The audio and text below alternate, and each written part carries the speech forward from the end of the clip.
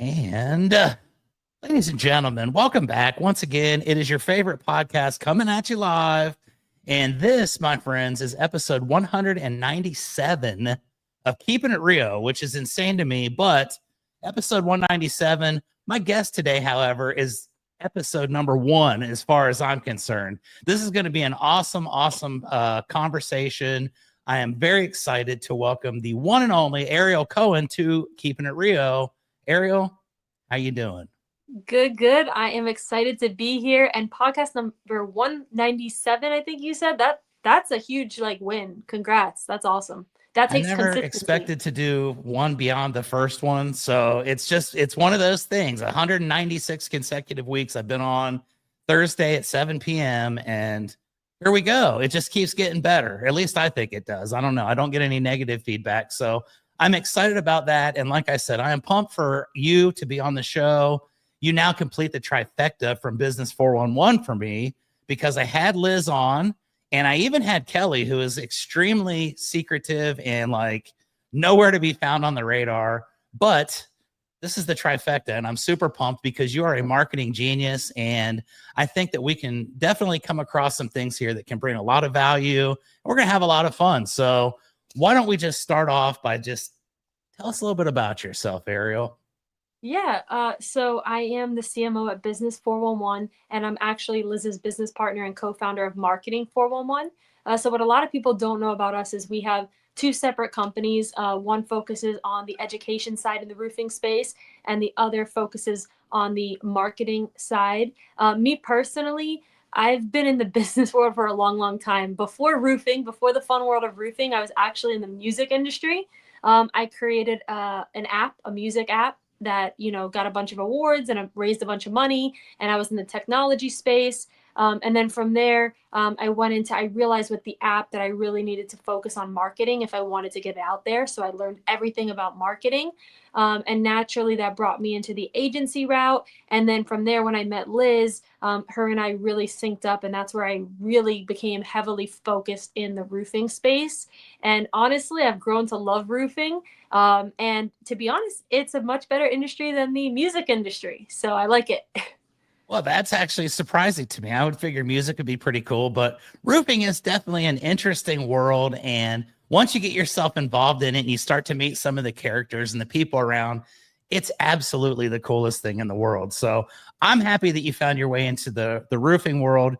I did want to ask you something real quick because I was just kind of scrolling through and I learned something about you just a moment ago on Facebook. You are a well-known skateboarder as well. Is that true? Yeah, so before the music days, I feel like I've lived many lives in a sense. But no, yeah, growing up, skating, skated competitions, that was like a magazine I was in that I honestly forgot about. And my mom had it hidden in some room in the house. And she's like, look what I found. And it was like an old magazine. So yeah, I was really anything I do, I go all in on. I know everything about it. I learn everything about it and I try to be the best at it. And so skating was a huge part of my life. It's kind of how everyone knew me before I then, went off to college and started doing the music thing. But yeah, it's true. That's awesome. See, you learn something new every day, and that just adds to the mystique, and that just adds to your level of coolness. So I really appreciate that. I tried to skateboard one time, and I fell and busted my teeth. That was the end of my career as a skateboarder. So much respect.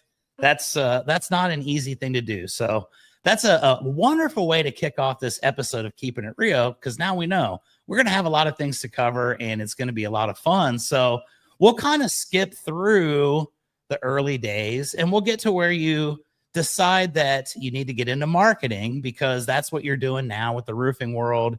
You are helping contractors all over the country to grow their business, to get qualified leads, to help them develop marketing strategies and so on and so forth. When you got set up and you and Liz met up and decided to do this, at what point in your marketing journey were you? Was that kind of towards the early days, or were you already fully indoctrinated and I know everything that we need to know to just hit the ground running and there's no need for a learning curve for me?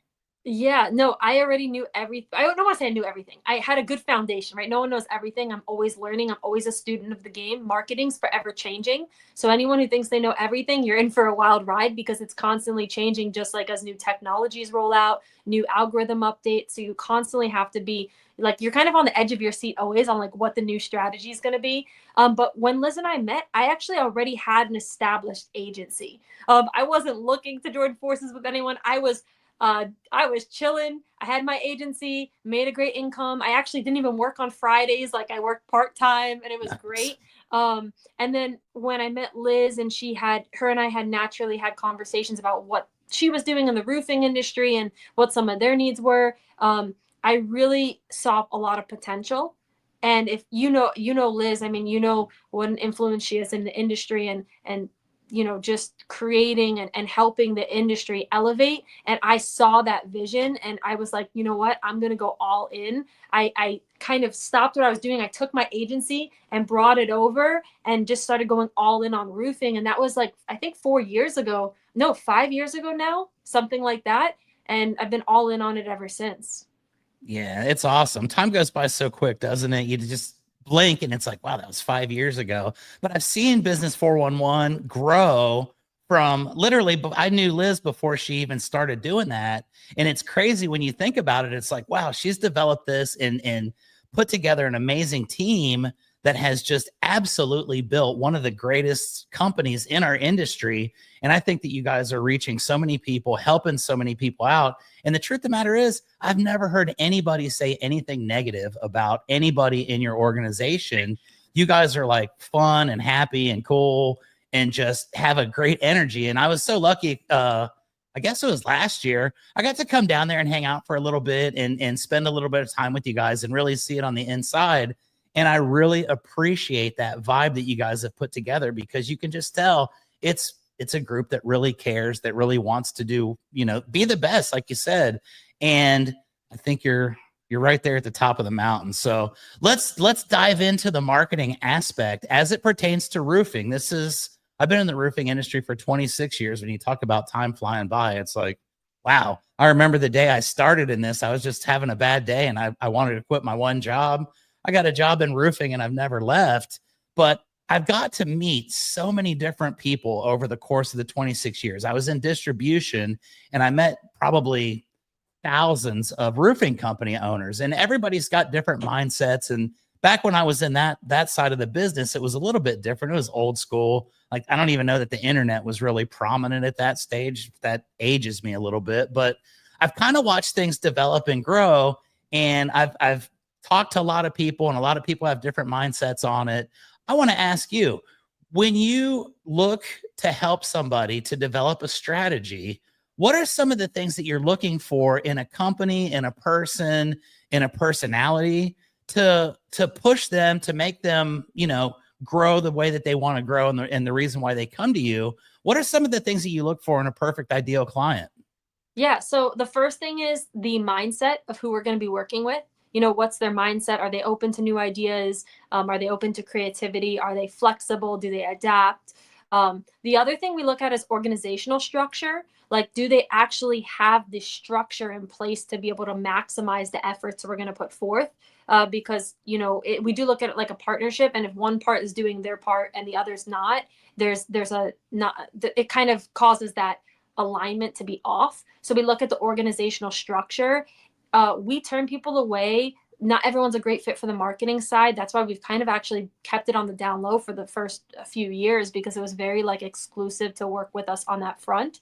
But more importantly, like if people aren't ready, we'll point them more towards like the education side and fixing that organizational structure and getting those processes in place before they're ready to really take on doing a partnership on marketing. So I would say mindset, organizational structure, and then we'll look at like benchmarks. Like we'll actually understand what they're currently doing, and see where the gaps are, because there's no need to kind of have crossover with things they're already doing. So we'll look at what they're doing, what's been working, what's not working, kind of where they're at. And then assess it from there. And the last thing I'll say is the sales team. Sales and marketing are like they're like brother and sister. Like they're so closely intertwined. And I see a lot of people. One of the biggest things I see is people have a marketing strategy in place, but not a sales strategy in place. They think they have a sales strategy because they have sales reps, but that's actually not the case. There's a lot of leads that fall through the cracks.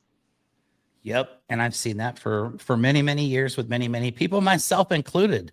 And it's amazing how you can really hone in and say, look, this is what you need to focus on in order to get better over here. Because people, when they're in that business, they don't really see the bigger picture sometimes. And that's where bringing in someone like you can really, really change their entire organization. And I'll use myself as an example. I've got a small roofing company here in San Antonio, and, less than $1 million right now. We're about to blow it up next year and like really bring on some cool people and do some big things. But I'm kind of sitting at a place where I don't know exactly what the best way is to get myself out there to the people. Now, I do social media and I do all that stuff, but in reality, I think that I reach more people in the industry than people outside, which is really not the purpose of it. I'm not getting paid by all my roofing friends, but what would be some of the things that a small company that's just getting in, that's wanting to develop some kind of a program and a strategy, what are some of the beginning steps that we can take to kind of get that ball rolling without jumping in head first? And then I've seen a lot of people that do that. They invest a lot on the front end and it doesn't work for them. So step by step, like you said, what are some of the early steps that we need to take to make ourselves known? Yeah, no, I love that you asked that. And that's a big misconception. Like marketing's not like a saving grace. Like it's not, if something's wrong, marketing's not going to fix that, right? So we want to make sure there's no real like big gaps. So actually, in your case, and I'll give you some examples of what you could do with your size company, but just to give you an example, and if you have these answers, we could go back and forth. I could actually role play a live scenario. But one of the first questions, you've already told me your revenue, right, under the 1 million mark, and you told me your location, San Antonio, right, which I know is a little bit of a competitive market in being in Texas. But another question I would ask is like, tell me about your sales team. What does that look like? How many people are on it? Right now, it's just me, and I've got one guy who does part-time sales. I've interviewed 2 people in the last week, and I'm going to hire both of them so that I'm really planning on kicking off 2025 with, a nice little bit of momentum, get some guys out there on the streets that are, getting some deals for me. So 2 weeks from now, it's going to be myself and 2 sales reps, and then I've got a part-timer as well. Got it. Okay. Let's base it off right now that you have 1 salesperson, and then that, the goal for 2025, you're going to have 2 more. So you have a team of 3 salespeople. But let's just go off of the right now, which is 1 salesperson, because that's what you have dialed in. The next question, and by the way, I appreciate your transparency, because there's so many companies that are at this stage that, everyone was at this stage before. So you sharing this is actually really helpful. The next question I would ask, so I understand your sales team dynamic a little bit, is how are you getting your appointments right now? Since it's easier to track since you're just 1 person, but where are your leads coming from currently? The vast majority are organically created by me, and I use a lot of social media. It seems like my main lead source that really has been good for me, that's produced the best, is actually Nextdoor. It's not one of the Facebook or Instagram, but Nextdoor has worked wonderful for me. And right now, I'd say I'm probably getting about 60% of my leads off that. Wow. Okay, that's great. And also, when someone says something's working, if it's proving to have an ROI and it's generating business for you, I'm all for it. I don't care what platform it is. And what I would say is, the multi-million-dollar organizations, they never are relying on just one avenue. So that's where I say, okay, Nextdoor's working. Great. Let's keep that going. Let's keep tracking that and seeing the ROI. Let's maybe even double down if it's working that well. But then I'm going to say, okay, now what can we add to that? Like, what can we add to that? How can that's like 1 slice of the pie. What else can we add? So you said social media, Nextdoor, 60% is Nextdoor, social media. Are you doing any other local service ads or anything like that? Not at the moment. And I'll be honest with you, my Google page, my profile got accidentally deleted, and I haven't been able to get it back. But that was a huge source of revenue for us in years gone by. Stellar reputation for the company. We had a lot of good 5-star reviews. It was a high ranking Google profile. an accident happened and now all of a sudden it's no longer with us. So I'm kind of starting from scratch again with it and not really sure what the best way to go about that is. I do Facebook stuff. We haven't really invested a lot in ads or anything like that. It's been repetition, just being consistent with it and trying to be different, trying to put up, video content, maybe just something a little bit different looking than before and after pictures of roofs. Cause obviously nobody really cares about that, right? Yeah, no. So this is interesting. You mentioned social media a couple times. I'm kind of curious. That social media, are you doing that from your personal profile? Like, are you building that reputation and getting leads because people are starting to know you on Facebook, or are you doing it from the business page? I'm doing it from both. Now, obviously, for me, I have been in the industry for 25 years. So I've got a lot of friends in the industry. I put a lot of stuff on my personal brand because of just it being what it is at this point. I've got 7,000 almost followers on there. I've got about 2,500 total on the business. So it's a combination of both. And I kind of cross post quite a bit of stuff, which that was going to be one of my questions is if that's an effective way of going about it or if I'm kind of wasting my time. But that's really it. I do one post a day minimum on my business page. Every morning, I'll make sure I put something up there that's unique or different or funny. And then I post like 6 million things a day on my personal social media just because I get bored and I like to share what I'm eating for lunch and all that good stuff. But it really is a combination. And I'll say this, when I first got to San Antonio back in 2019, we bought this company and it was out of business. So I came down here. I didn't know anybody. I literally had never been to San Antonio before my entire life. I get here and it's like, damn, what do I do? Like it's an out of business business. This kind of is going to be a little bit harder than I anticipated. And I went on Facebook on my personal, I typed in San Antonio and I just started friend requesting like everybody in San Antonio. And one of my people saw a post that I put up. The very first sale that I got was a guy that saw a post I put up where I was at a birthday party for one of my crew guys. So that personal touch was what really kind of got it rolling. But then I realized, most people are looking for the roofing company. They're not going to look for me personally for that. So it's a combination of both, probably 2-to-1 or 3-to-1 personal to business. Gotcha. Okay, this gives me a really clear picture already from what you told me. And just for like the sake of this podcast, I could already tell you what things I feel like would be effective based on what you're currently doing, what's been working, your revenue point, and your location. So I'm going to hit you with a couple of things that I would do. Number one, you wouldn't be, okay, so number one, Google Business Profile, you're already aware of that. I would just get a new one up because you can't afford to waste time. If the old one comes back, great. That's like an added benefit, but we got to get something up because that will generate leads for free. We got to get your Google Business Profile up and, try to get it some traction as quickly as possible, build up those reviews, all that stuff. Now, that's totally free to do, right? So company under $1 million, all it takes is your time. It does not take any of your money to accomplish that. The next thing, obviously, Nextdoor's working. Keep doing that. I'm not going to say anything about that right now. Just keep it going if it's working. The other thing I would say you should do is leverage community and local events. I think really you should establish your brand presence and yourself as the roofing expert. So rather than putting money into I would not go heavy on ads right now. I would do some ads, which I'll talk about in a moment, but I would actually spend that marketing budget on sponsoring local events or being a part of local events and getting that face-to-face interaction and getting the brand out there. It's pretty low cost to do and is definitely achievable for a company, under that $1 million mark. Also in San Antonio, it's very competitive. So getting that face-to-face could put you ahead of some of the others. The only form of advertising I'd really focus on is I would definitely set up your local service ads once you get your Google Business Profile up, because local service ads, yes, you could have a large budget, but it really only spends if it's getting leads. So it's kind of like the safest way on Google to generate leads and not worry too much. It's can be competitive, so it's not like the only platform I would focus on, but I would do that as well. And then the other part I would do is, since Facebook's worked really well for you, it sounds like some of your business also comes from Facebook. I would actually start running some small ad campaigns within a reasonable budget on Facebook to get more brand exposure and try to get some lead generation that way, using your personal image as like a roofing expert.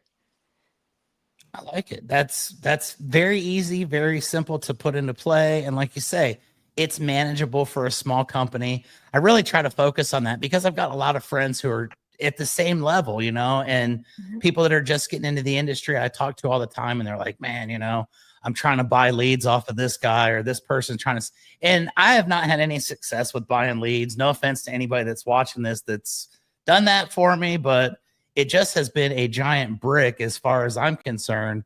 And I was always wondering, how do I get more qualified people rather than throwing a Google ad out there? My biggest thing with Google was always anybody can look you up. And therefore, because they see you and they want to work with you, it doesn't always mean that it's a good fit.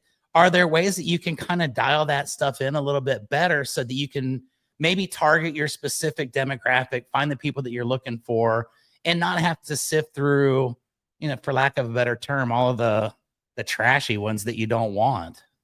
Yeah, so local service ads, it has definitely done a better job at that. I find that the leads are higher quality on local service ads. That's why I do recommend it for all size companies to leverage that. And then as far as like Facebook and other campaigns go, you could qualify the leads a little better by asking certain qualifying questions. That would be important. And then the other thing I would say is, because honestly, I agree with you with the people selling leads. Again, no, if anyone's doing it successfully, like, I will never, anything that's working, awesome. Keep going if it's working for you. But I just haven't seen success with that. And I'm a marketer myself, and I have a lot of friends who are marketers. So I always avoid that route.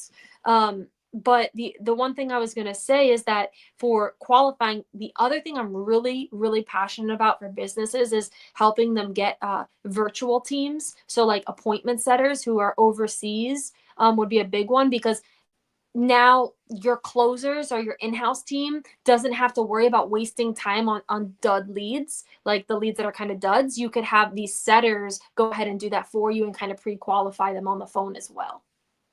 I like that. Tell me a little bit more about that concept, because I just was at a group here in San Antonio and they were talking about a similar situation, but it was all foreign to me. I didn't understand what they were talking about. Tell me a little bit about that and how you can go about finding someone that can do that for you. Yeah. So it's something I'm actually really passionate about. I just released, like literally just in the launching phases of a program that teaches people exactly how to do it. But I'll give you the whole blueprint today. I just want to explain the benefits. There's two benefits, right? Before I go into like the details, the benefits for the business owners here in the States is we can scale our team faster, right? Because it's more affordable. We'll save on overhead costs because it's significantly less to hire overseas and staff overseas. And then also our people here on the ground with us, they can focus on the really strategizing and high level tasks and not be bogged down by just like time consuming tasks that they don't need to be doing. So it makes everyone here more productive, and the other team gets to handle those like low ticket, low item tasks, that are important, but just really time consuming and draining of people's energy. That's another big thing. I feel like, sometimes as business owners or leaders in an organization, we're doing all these things that we don't want to do. We get stuck in the weeds and we're doing things that aren't even necessarily moving the company in the direction we want it to go. Like they're not revenue driving things. They're just minute tasks. Those are the things I like to outsource to these types of teams and like these virtual assistants. And then the second part is everyone usually has a cause or a reason or a why. I think for a lot of us, impact and helping others is a big part why we run organizations.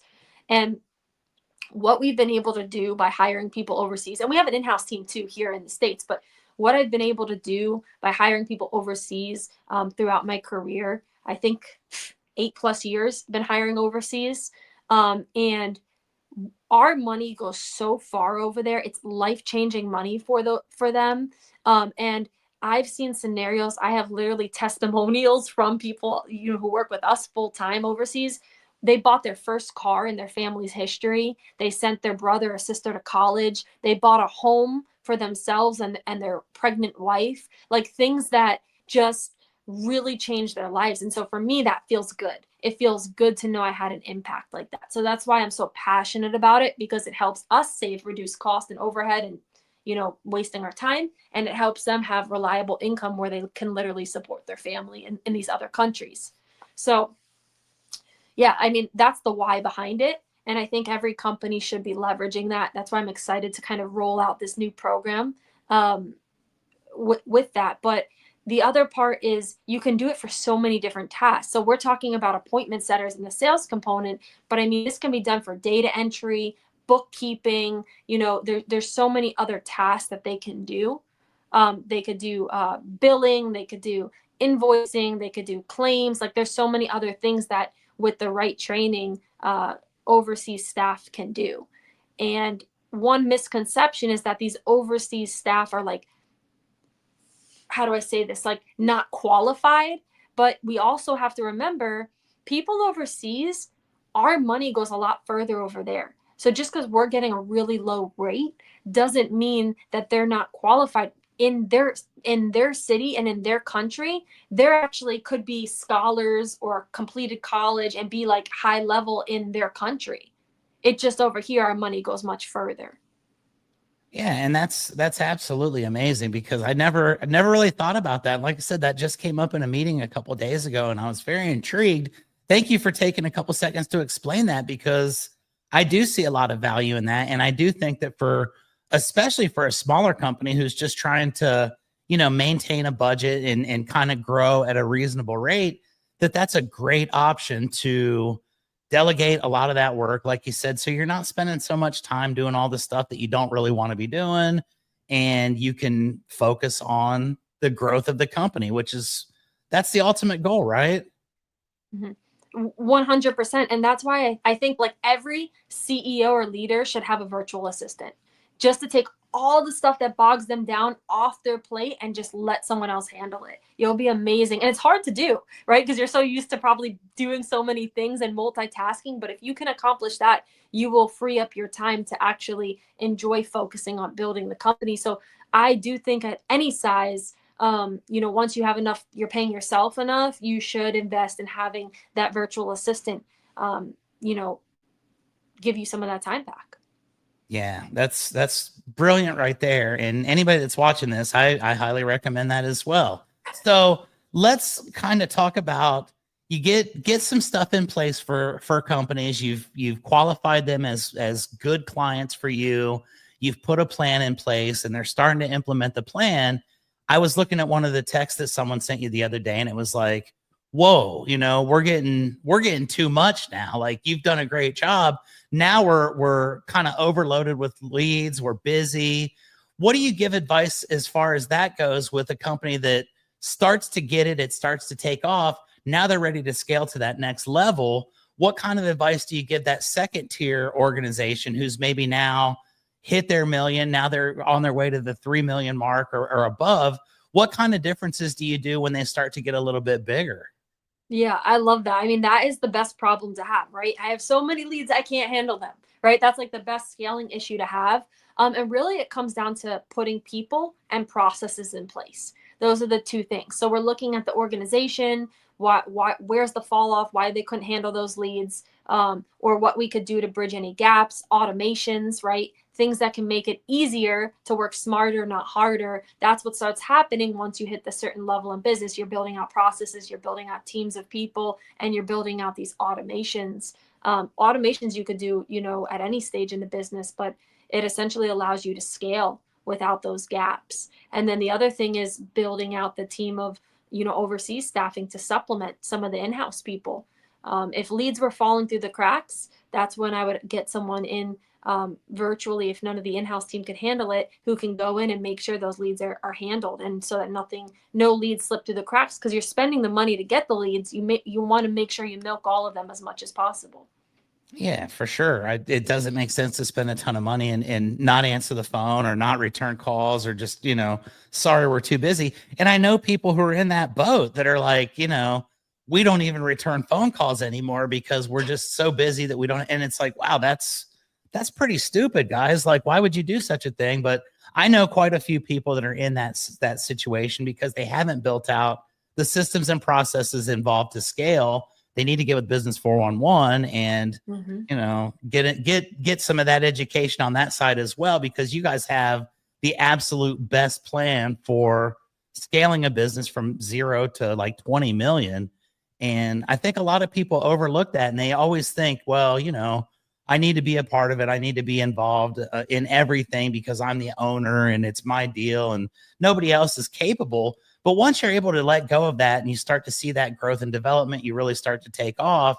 And that's when the magic starts to happen. You get your time back. Like you said, you get to enjoy yourself rather than being stressed out constantly and wondering why the hell you're even doing this, because sometimes, believe it or not, those thoughts do creep in. So tell me about once you've put the plans in place, you've got companies that are starting to scale, they're getting to where now they need to maybe add a little bit more in, maybe invest a little bit more. Once you get out of that entry level portion and you're now at a $3 to $5 million company, your marketing budget obviously increases, but I would assume that the avenues that you pursue as far as lead gen and getting your name out there would also multiply. So when you get to that next level, what are some of the things different that you would do that you could add in while you continue? Like you said, if it works, keep working it.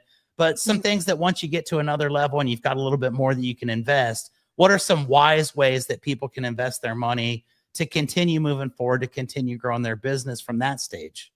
Yeah, I love that. So when you're at a stage where you're already doing like the 3 to 5 or even more, right? You have to really start getting creative of the avenues you're using and where you're allocating your budget for marketing. So we always put together a marketing budget based on the revenue goal. So 2025 is the perfect time. We've been going through with a lot of our clients discussing the 2025 goals they have, and then reverse engineering what the budget should be and where it's going to be allocated to. Meaning, is it going to be allocated to digital, to offline marketing, to repeat business? You know, we kind of spread it between different buckets because we want to create like a well-rounded 360 comprehensive strategy that includes multiple different channels driving leads into the business. So that's one thing we really, you know, look for when they're at that point. And then I think the other things, I mean, I think the budget is the biggest one. And then the other part is the gut. Like, you have to try different offers and have some fun with it too and be creative. The numbers don't lie and the data doesn't lie. So you're always referencing the data, but how hard you are on that data just depends on the organization, because some people, you also have to kind of go with your gut on certain things as well while looking at the data. So I think that's the other big thing, is going with your gut feelings. And, you know, on your marketing, if you have an idea for a campaign, like, don't be scared to try it out and like constantly be testing things. The other thing, at a $3 to $5 million company, you're able to leverage some resources that a smaller company wouldn't have the opportunity to do. Things like streaming ads, things like branding plays, brand awareness to build the brand. You're able to start doing some of those things at that point as well.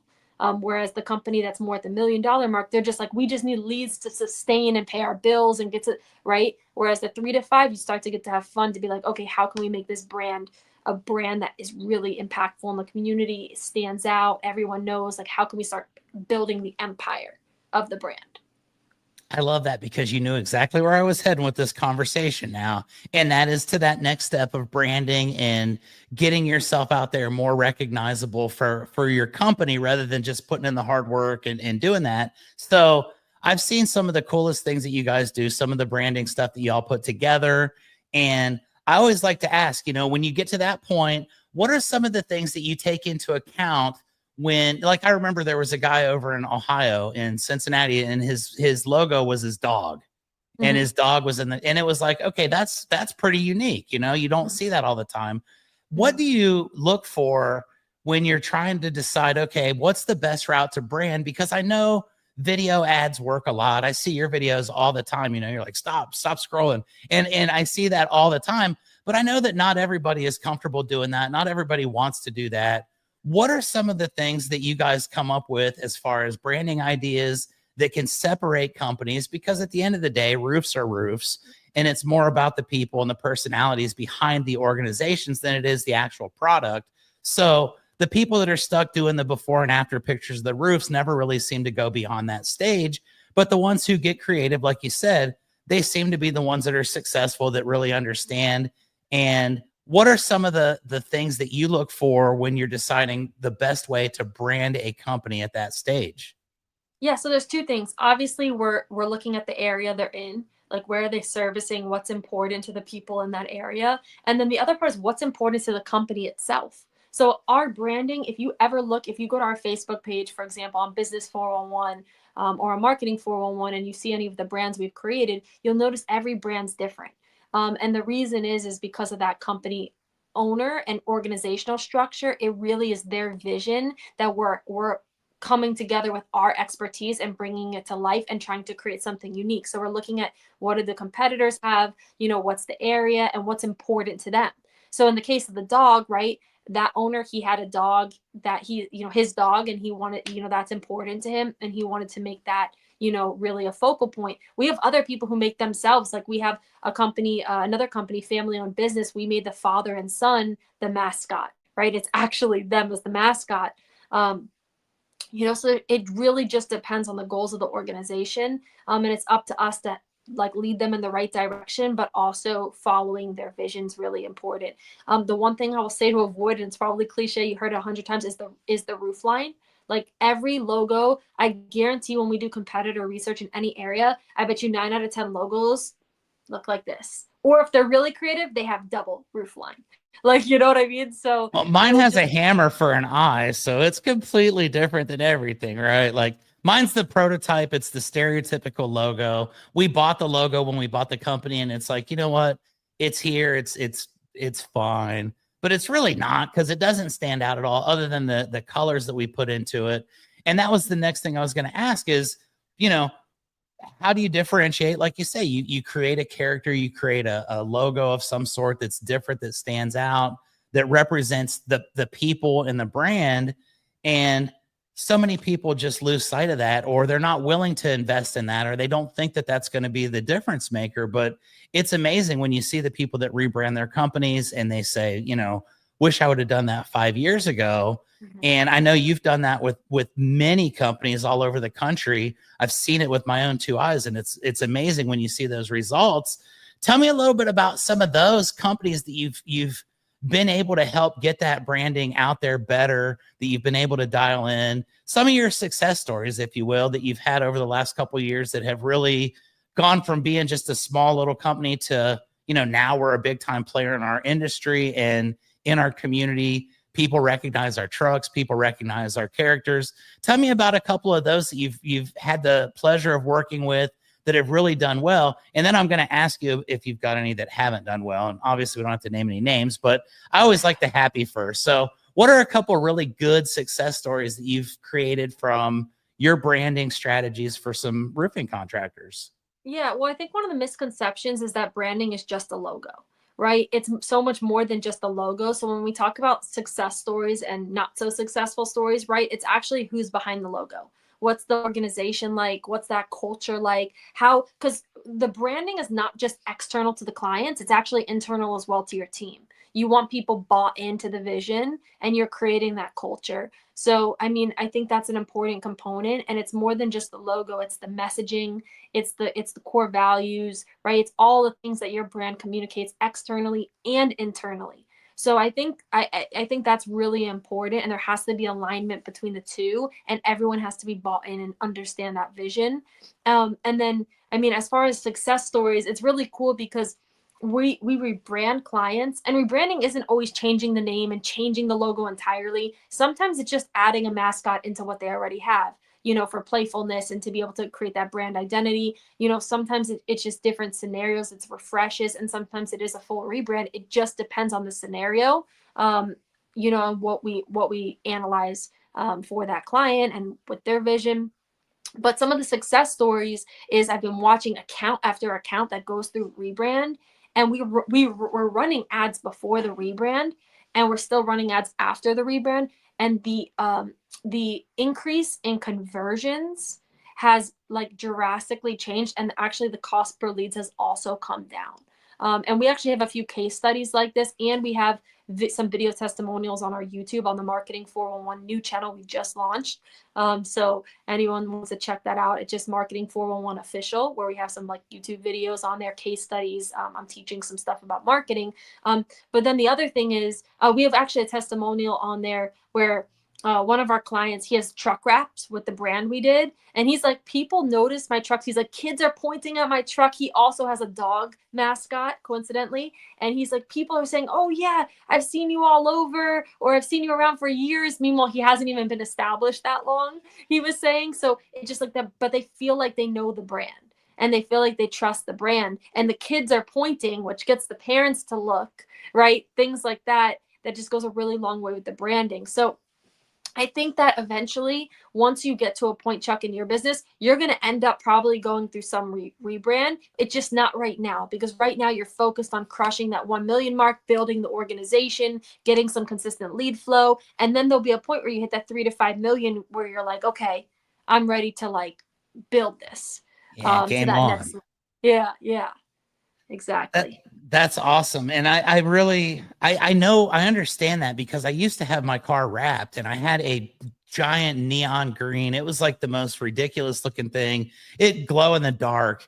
And I would have people stopping me at the gas station. I was looking at my memories on Facebook the other day, and it was like some random dude at the gas station was taking a picture of my truck because of the wrap. And I always thought, man, that's the coolest thing. And people would come up and say the same thing. I see your trucks all over town. And it was literally the only one. And yeah, sure, I drive around town and waste time quite a bit. And sometimes I'm in areas that I shouldn't be in and people see me all over. But the phenomenon behind that was so incredible to me, because it was like, wow, like people see it once and it stays with them. And then, that's the whole point of branding. When it comes time to need a new roof, you've already got somebody in mind. The top of mind awareness is there based on, whether it's billboards or truck wraps or yard signs, whatever it could be. And it really is cool, because when you stop and think about that, you don't have to do an entire fleet of vehicles. You can literally have one or two, and people recognize it, and people instantly just compartmentalize that in their brain and say, oh yeah, I've seen you around forever. I know, I just know your brand. And that's extremely powerful. I think that's probably the most powerful way of marketing your business, is just, public perception, people seeing you and thinking, that's who I need to use. So we get to this, and you've successfully created a brand. You've got people that are doing wonderful things.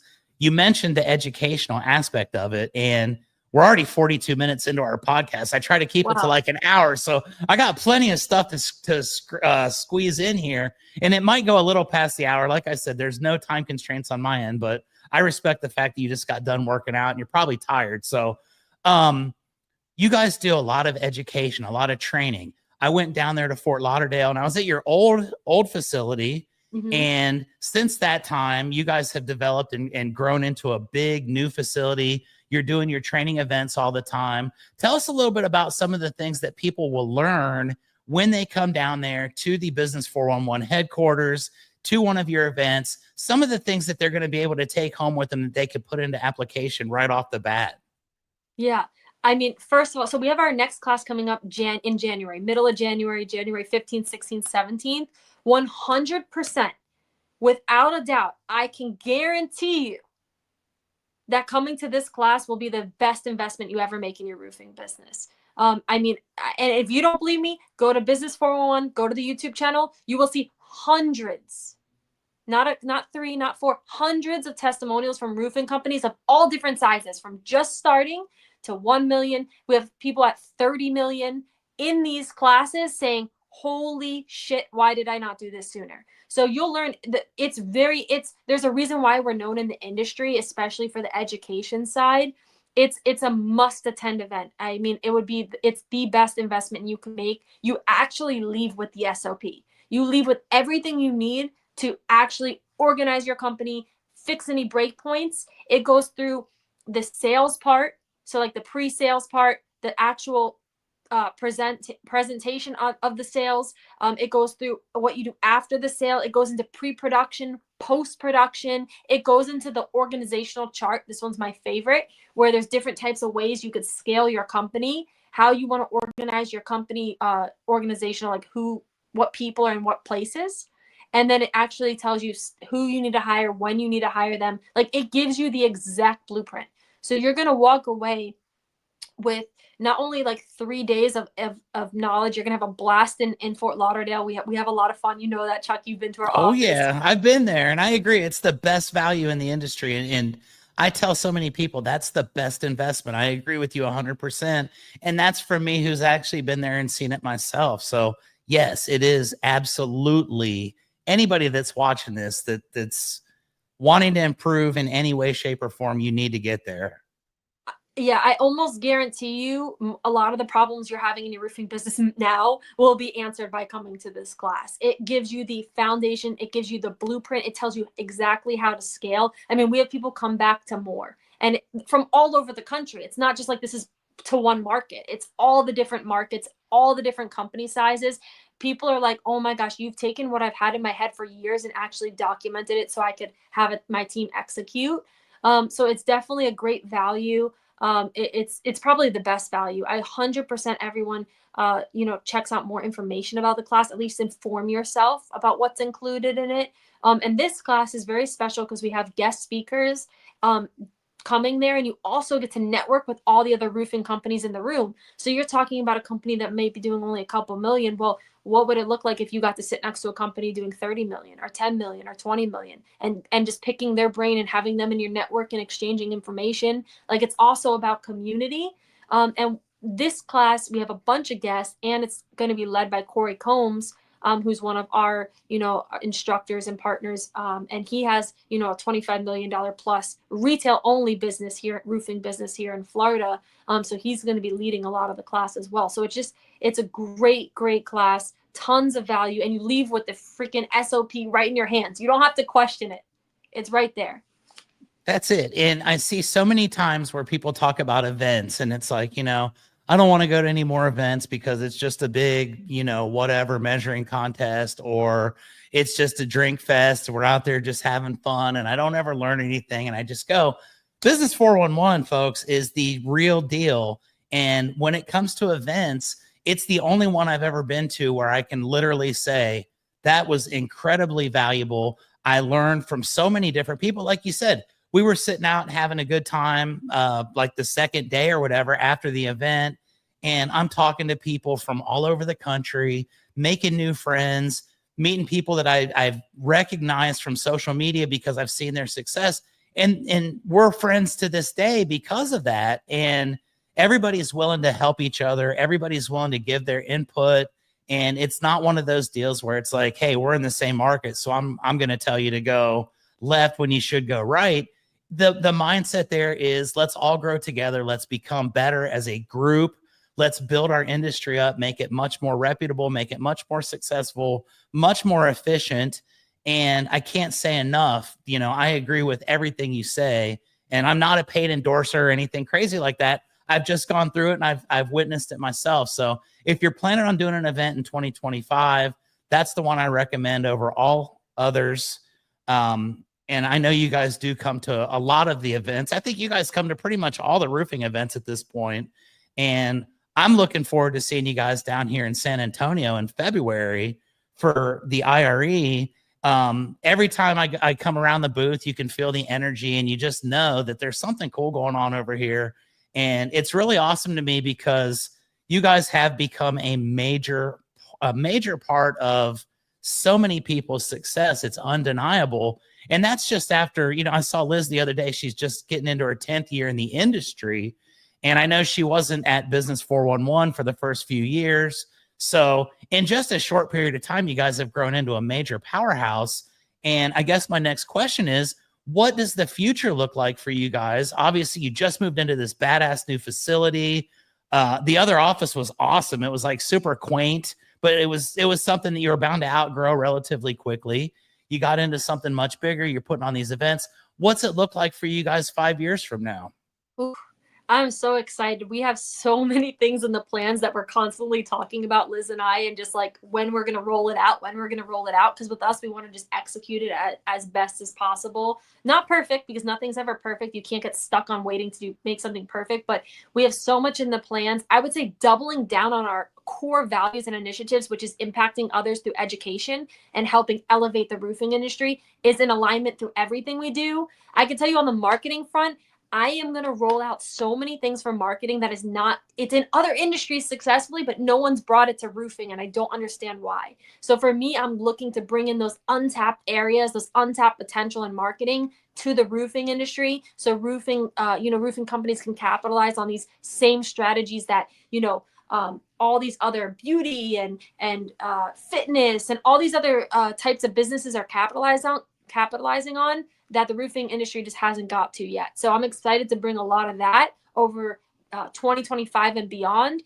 And also I'm really passionate about like just the VAs and building that overseas infrastructure to help companies be able to grow at a reduced overhead. Those are some of the things that are in our 2025 playbook. And beyond that, I mean, we're going to double down on the education and just continue to impact and make sure we get bigger, better, and help more people.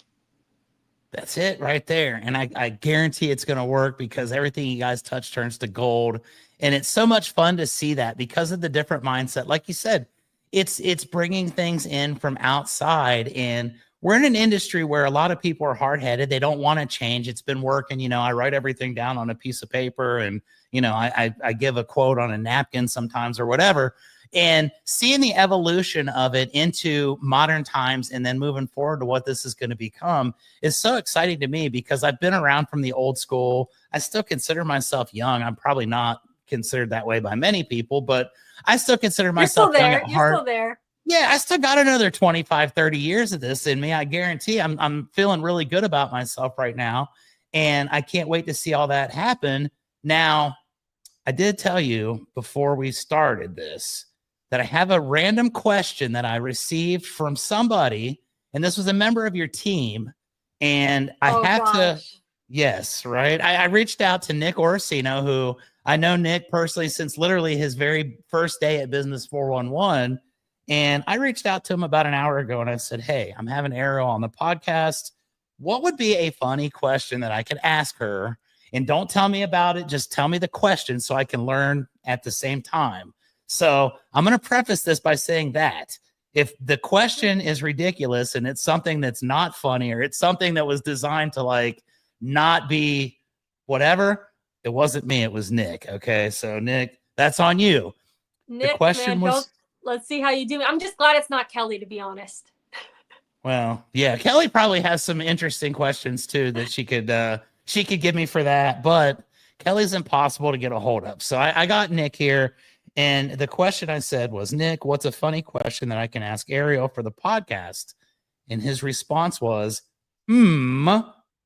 ask her about Mr. Monopoly. What is Mr. Monopoly? Ooh, Mr. Monopoly. I love Monopoly. Okay. I don't know what he's referring to, except for the fact that my whole office is freaking themed Monopoly. If it wasn't 9:30 at night right now, I would be at my office and you would see it. I have Monopoly. I have Mr. Monopoly tattooed on my leg. I have my whole office. I have a custom business form Monopoly board. I got a live cutout. I got the money bags. I love the game of Monopoly. So it's just something I've encompassed. And honestly, business, it's a game. And there's different levels. And as soon as you realize that and you start unlocking new levels, you start to realize that's all it is. And you could have fun with it and treat it like a game. And you're constantly unlocking new levels. And that's what I believe in. And so Monopoly represents that to me. And I love investing in real estate. I love business. And I don't play video games. My whole life is a video game because I have a business in front of me where I'm constantly unlocking new levels. So Mr. Monopoly that's my guy. That is awesome. And I can totally picture that. So you did just hit on one other thing I wanted to ask you about, which is your real estate endeavors. I've seen over the last course of, months and the last year or so that you've begun investing in real estate a lot more and have been, open about that. Tell me a little bit about that venture, how you got into it and what your plans are for that as well moving forward.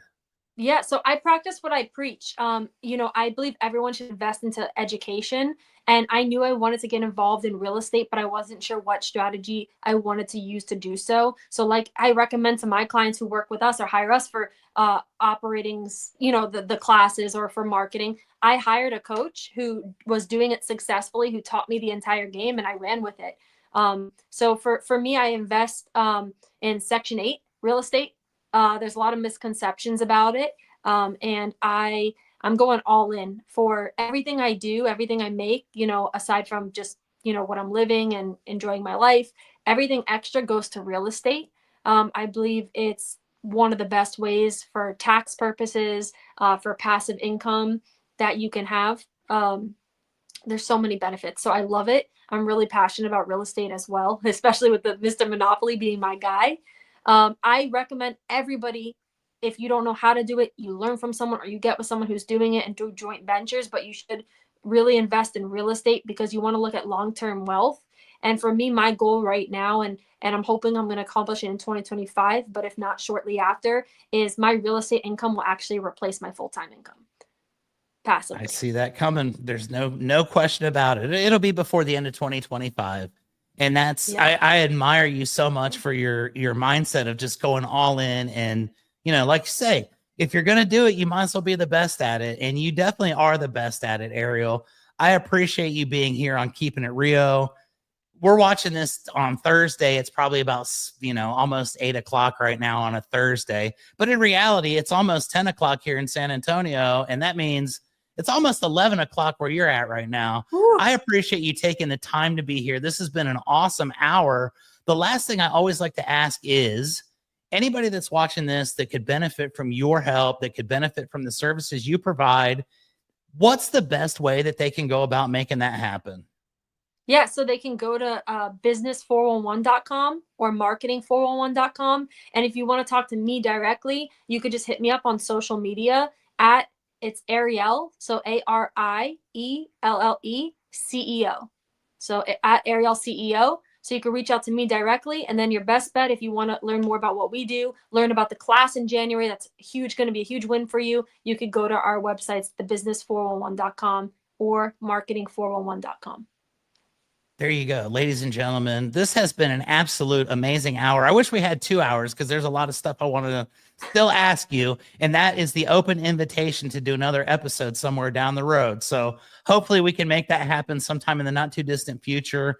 And I can continue to learn a little bit. And maybe I'll be at that next level the next time we talk. And you can give me some advice on how I don't screw myself up from that stage. So I really appreciate it. And before I leave, the one thing I always got to remember to do, this is high level marketing at its finest. I have to thank my sponsor, which is Roofer. And I know you're familiar with my friends over at Roofer. You guys are affiliated with Business 411. And I always liked the way that the events would kind of coincide with each other. And I have to thank Roofer. We're going on our 3rd year of them being my full-time sponsor, my primary for Keepin It Rio.